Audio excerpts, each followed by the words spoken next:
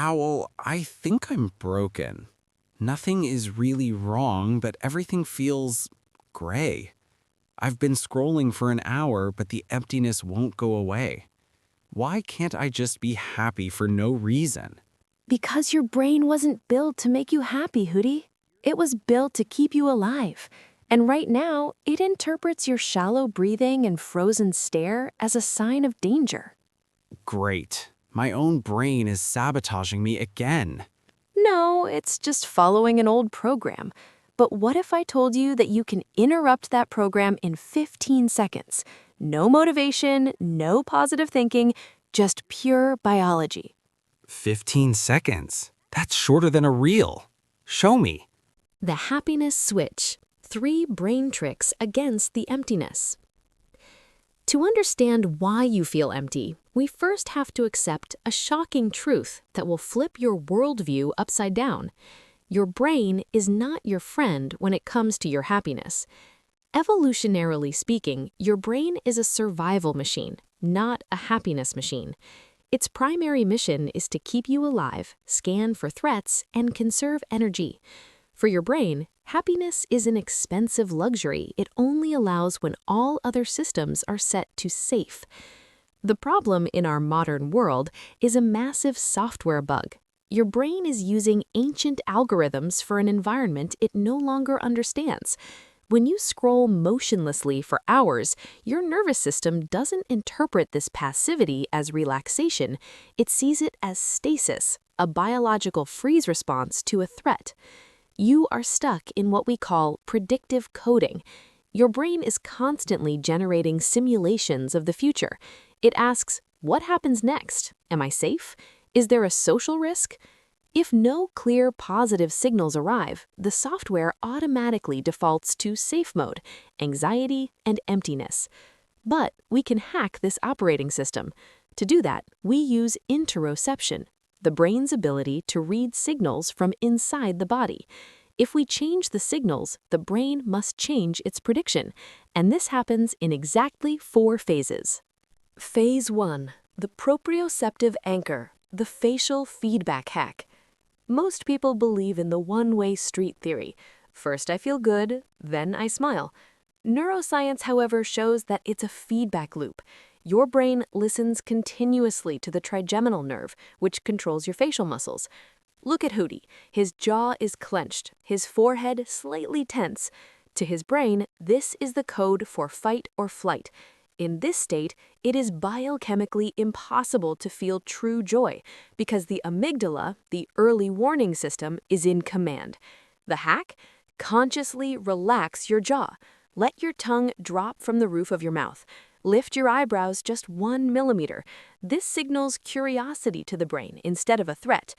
And now for the crucial part, the half smile. You don't have to grin like a maniac. A minimal lift of the corners of your mouth for 15 seconds is enough to throttle the production of the stress hormone cortisol and release endorphins, your joy hormones. You are forcing your brain to cancel its threat simulation because you would never face a danger with a relaxed jaw and slightly lifted brows. It's an evolutionary security check. But haven't you often wondered why negative thoughts can escalate like a wildfire in your head? Phase 2. The Neuro-Biological Handbrake, labeling. This is due to the default mode network, or DMN. This is the area of the brain that is active when we are ruminating about ourselves or getting lost in the past or future. It is the birthplace of self-doubt. When you're stuck in this spiral, your rational center, the prefrontal cortex, is essentially offline. You are defenseless against your emotions. But there's a trick that the FBI and elite psychologists use. Name it to tame it.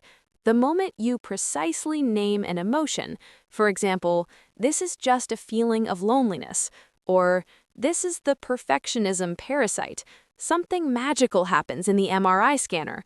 Activity in the amygdala, your panic center, drops instantly. Why? Because naming is an analytical achievement.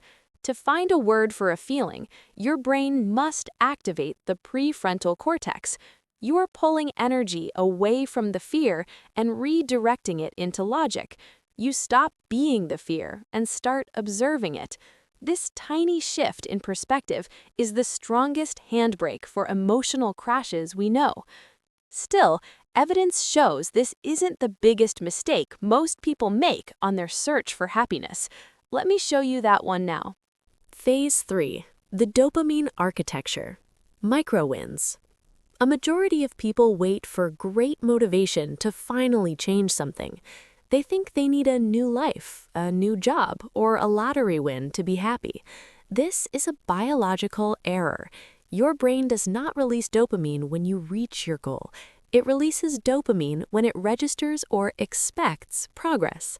Motivation is not a starter pack. It's a reward for the first action. Today, we suffer from what we call open loops, unfinished control loops. The unwashed cup, the unanswered WhatsApp, the sock on the floor. Each of these small things takes up a part of your working memory. Your brain registers these unfinished tasks as small, constant sources of stress. But how do you get out of the loop, Hoody? The solution is the 15-second micro-win. Find a task that is ridiculously small, put one thing away, write a single word, and then take one deep breath in and out. As soon as you complete this action, your reward system fires a small dose of dopamine. This signals to your brain, we are capable of action. We have control. This tiny spark is often enough to ignite the fire of motivation. Happiness is not a state you arrive at. Happiness is the kinetic energy of progress. But the final boss of happiness hacks only comes in the fourth phase. Phase 4. The identity reset. The 10-second future self. We are often unhappy because we identify with our current, stressed-out version. We say, I'm just an anxious person. This solidifies the neural pathways of dissatisfaction. In Phase 4, we use the concept of neuroplasticity instead. Your brain can change, but it needs a blueprint. Close your eyes for 10 seconds and ask yourself, what would the strongest, happiest, and most sovereign version of myself do right now? The moment you ask this question, your brain must start a complex simulation. It has to break out of the current swamp of the DMN and access the resources of your higher self. You switch perspective from the victim role to the creator role. Your brain starts looking for solutions instead of dwelling on problems. It's like a compass you're realigning in a dense forest. The environment hasn't changed, but your direction is suddenly clear. Why am I telling you all this? Because knowledge alone changes nothing. We live in an age of information adiposity. We know everything, but still feel empty. The difference between the happiest people in the world and the rest is not their bank account or their genetics. It is their capacity for self-regulation. They don't wait for the world to change so they can feel good. They use these biological switches to change their inner chemistry on command. Happiness is not an emotional reward you find at the end of a long journey. It is a technical state of your nervous system that you activate yourself, second by second. You have the tools now. Relax your face, name your emotions, celebrate micro-wins, and reset your identity. Your brain will try to pull you back into old patterns. It loves the efficiency of the familiar, even if the familiar means pain. But every time you apply one of these 15-second tricks, you are building a new neural highway. You're literally reprogramming yourself for joy. And the best part? Your brain doesn't need proof that you have a reason to be happy. It only needs the correct biological signal.